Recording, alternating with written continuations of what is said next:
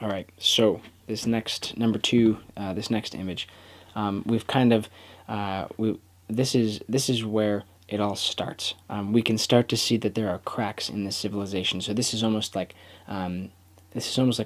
we've twisted the lens a little bit, to use that analogy again, and other things have come into focus. Our view has changed, and this really is the potential for everything that is going to happen.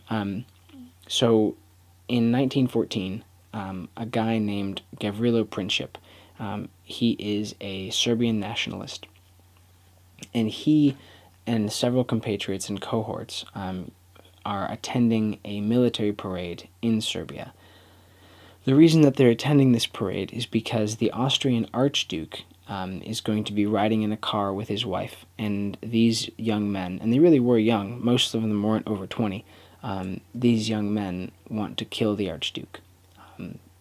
And the reasons are quite complex. So Austria-Hungary is one of the 5 or 6 greatest powers at the time. Austria-Hungary is probably a little bit higher than the Ottoman Empire on the totem pole, but they've got some serious problems, similar to the Ottomans, where they have such a problem because they have so many ethnicities that they're trying to unite in the same empire, all of whom feel that they deserve their own country. So the Serbians were essentially being governed by the Austro-Hungarian Empire. They were beaten historically a few years earlier, actually almost a few decades earlier, and they were subsumed into the empire.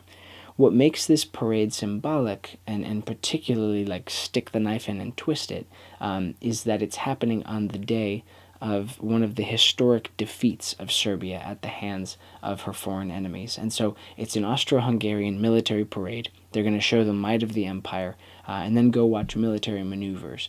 So these young men, Gavrilo Princip and then his friends, they are working potentially for a state-sponsored terrorist organization. State-sponsored terrorist organization is the controversial part there. We don't know if it was exactly state-sponsored. It most likely was. It's referred to as the Black Hand, and they're sort of an offshoot of the Black Hand.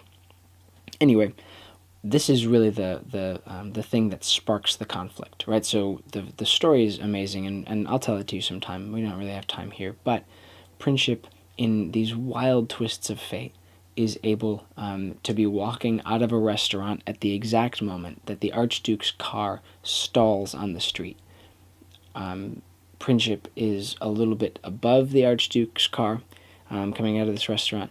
He takes out his pistol and he shoots the Austrian Archduke as well as his wife, killing them both dead. They died when they arrived. Well, they were declared dead at a hospital later on. And so Princip unwittingly has sort of, begun this process of beginning a war. He'd never meant to do this. What's ironic here is that Archduke that he shot was actually probably the most pro-Slavic leader in the Austro-Hungarian government. The Serbians are Slavs, so this is where the tension really ramps up.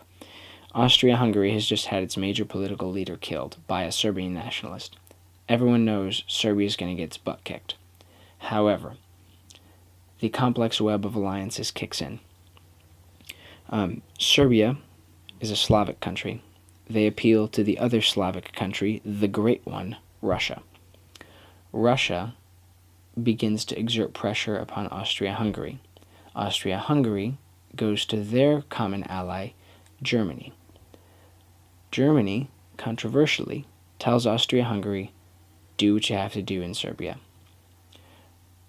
Meanwhile, Russia has a strong alliance with France, who has a handshake deal with Britain, that if the Germans get rowdy, Britain's going to come in. That's really sort of a tangential agreement. It's not strong. Ultimately, it will be invoked, and they will use it once the Germans invade Belgium. But that's still a few weeks away. But right now, there's this weird period in July and August in 1914 where the world kind of watches and waits with bated breath because they know that this can quickly spiral out of control.